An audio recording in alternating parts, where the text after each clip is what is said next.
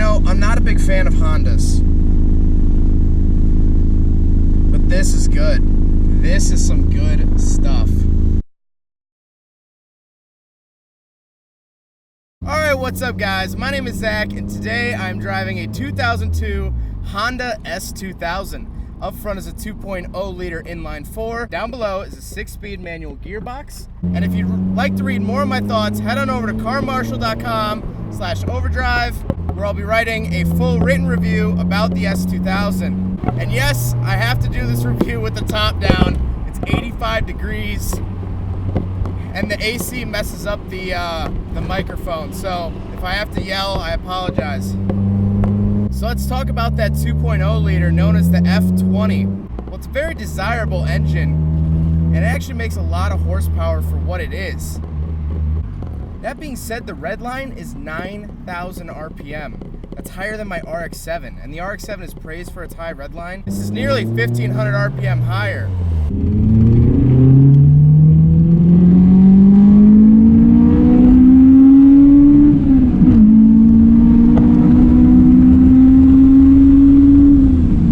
V-tec certainly kicked in there.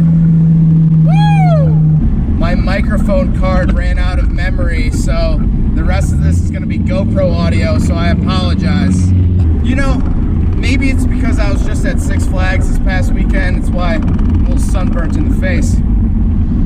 But that really does feel like a roller coaster, because it just starts building and building and building, and once it gets high into the RPM, you're going. You're going. There's no denying it.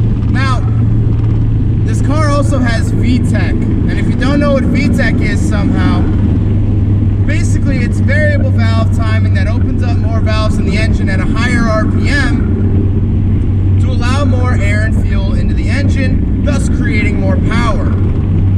Now, Honda people swear by V-tec, and I've even heard arguments that V-tec is better than a turbo, and that's, quite frankly, let's not get carried away, that's not true. What is true is that when it kicks in at around 6,000 RPM, your ride gets a whole lot more interesting. The transmission is a 6-speed, nothing really crazy. The clutch has been grabbing really high up. You might hear me botching some shifts. For some reason, this clutch grabs really high. It might just be specific to this S2000, I'm not quite sure. An interesting thing about the engine is just how far back it is in the engine bay.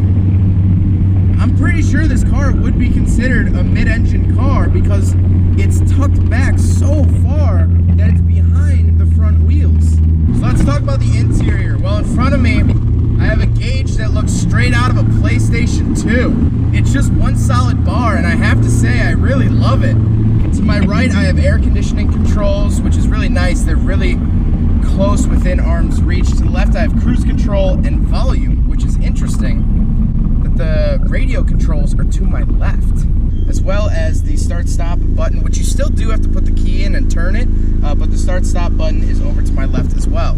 In the center, there's like a hideaway little cubby hole, and that's where your radio is. Now, this radio has since been changed out, but it's really cool that there's this little hideaway door, if you will. Down by the shifter, there's the hazard button and roof button. Yes, this roof is a power roof, which I was actually surprised about. You just undo 2 latches, one on either side, and then the roof comes off, which is super nice.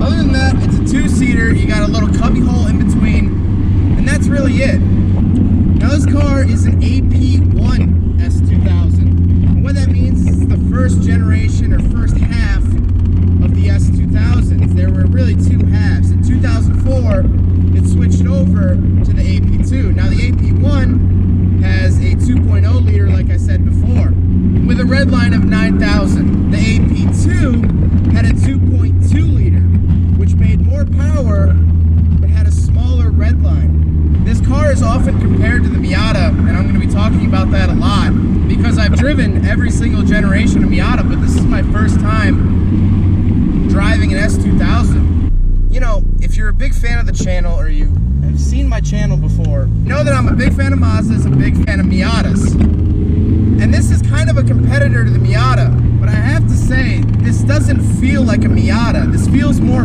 focused.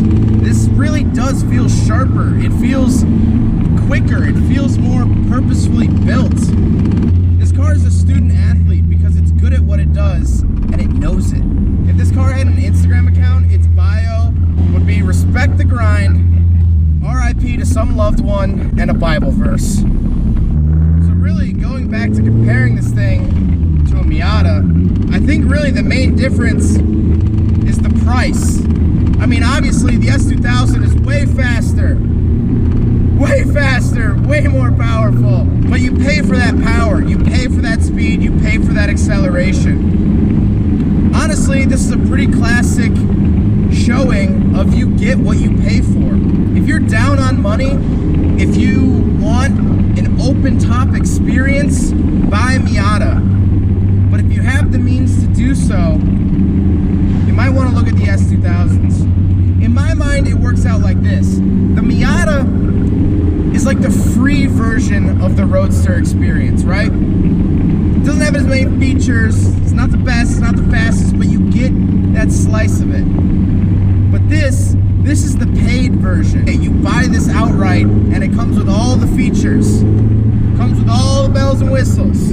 Comes with everything you want. So is the S2000 better than the Miata?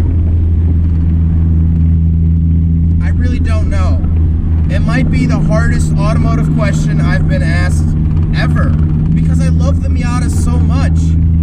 But this car is so dang good. Maybe that's why Miata people don't like S2000s.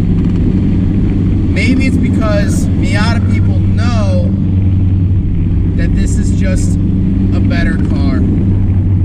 Well, I hope you guys enjoyed the video. I hope you guys learned something about the Honda S2000.